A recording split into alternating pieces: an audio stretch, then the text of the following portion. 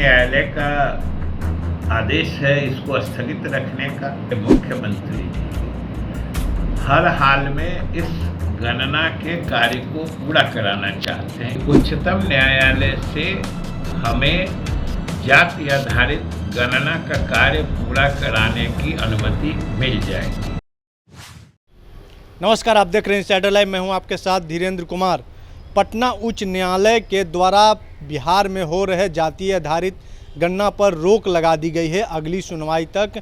इससे पहले ही बिहार सरकार ने हाई कोर्ट में कहा था कि 3 जुलाई से पहले कोई डेट निर्धारित की जाए, इसे भी खारिज कर दिया पटना उच्च न्यायालय ने। उसके बाद सरकार को कहा कि पूरी मजबूती से तैयारी करके 3 जुलाई को आइए। इसी पर बिहार सरकार के मंत्री विजय चौधरी का बड़ा बयान सामने आया है। उन्होंने कहा है कि इस तरीके से उच्च न्यायालय ने डेट 3 जुलाई ही रखा है, इस तारीख को सुप्रीम कोर्ट में चुनौती दी गई है और जो सुप्रीम कोर्ट से जो फैसला आएगा उसी के आधार पर बिहार सरकार जातीय आधारित जनगणना करवाएगी। क्या कुछ कह रहे हैं बिहार सरकार के मंत्री विजय चौधरी, पहले आप सुनिए।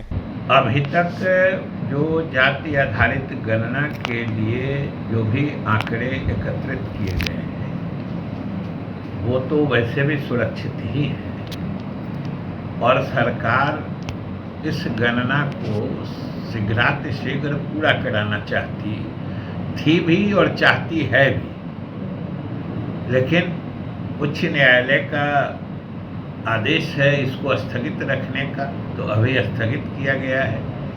लेकिन आप देख रहे हैं कि बिहार सरकार और हमारे मुख्यमंत्री जी हर हाल में इस गणना के कार्य को पूरा कराना चाहते हैं। इसके लिए जो भी इसके कानूनी उपाय हो सकते हैं वो सब सरकार की तरफ से किए जा रहे हैं। पहले तो उसी कोर्ट से कहा गया कि आप फाइनल जजमेंट दे दीजिए, उन्होंने नहीं माना, तो अब माननीय उच्चतम न्यायालय में इस मामले को सरकार ले गई है और हमें पूरी उम्मीद है कि उच्चतम न्यायालय से हमें जाति आधारित गणना का कार्य पूरा कराने की अनुमति मिल जाएगी। वो इसलिए कि जो उच्च न्यायालय ने आदेश दिया है उसमें कई तरह की बातें हैं। जैसे वो दोनों बात कह रहे हैं कि इसमें आप वही सारे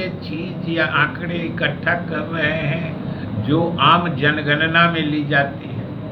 आप वो आदेश पढ़िएगा, उसमें ये भी लिखे। तो सवाल है कि आम जनगणना में जो आंकड़े या जो सूचनाएं सरकार संग्रहित करती है और उससे निजता के अधिकार का हनन नहीं होता है और लोगों की कोई गोपनीय सूचना सार्वजनिक नहीं हो पाती है, तो वही सूचना अगर जाति आधारित गणना के लिए एकत्रित की जाएगी तो उससे निजता का अधिकार का कैसे हनन हो जाएगा। और उसमें क्या पूछा जाता है? पिता का नाम, पति का नाम, किस जात के हैं, किस धर्म के हैं, आपका पेशा क्या है, आमदनी क्या है। इसमें कौन सी ऐसी एकदम से गोपनीय सूचना है?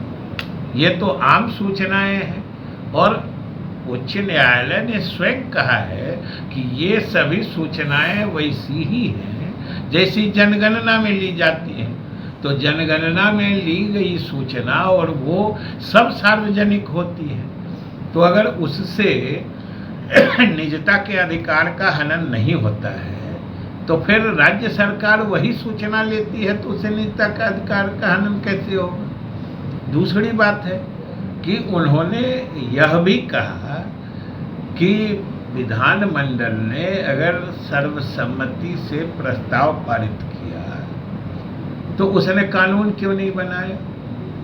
दूसरी तरफ उसी आदेश में यह भी कहा गया है कि राज्यों के विधानमंडल के अधिकार क्षेत्र से बाहर है, ऐसा कानून बनाना। अब इस पर तो उच्चतम न्यायालय देखेगा कि एक साथ दोनों बातें कैसे हो सकती हैं कि विधानसभा या विधानमंडल को अधिकार भी नहीं है और दूसरी तरफ ये प्रश्न भी है कि आपने कानून क्यों नहीं बनाया। और सबसे बड़ी बात है कि जाति आधारित गणना का आज प्रसंग है, इसकी आवश्यकता है। सरकार की नीतियों के निर्धारण के लिए, चाहे केंद्र सरकार की नीतियां हो, राज्य सरकार की नीतियां हो, जब हम अन्य पिछड़े वर्गों में अति पिछड़े वर्ग की अवधारणा स्थापित कर चुके हैं।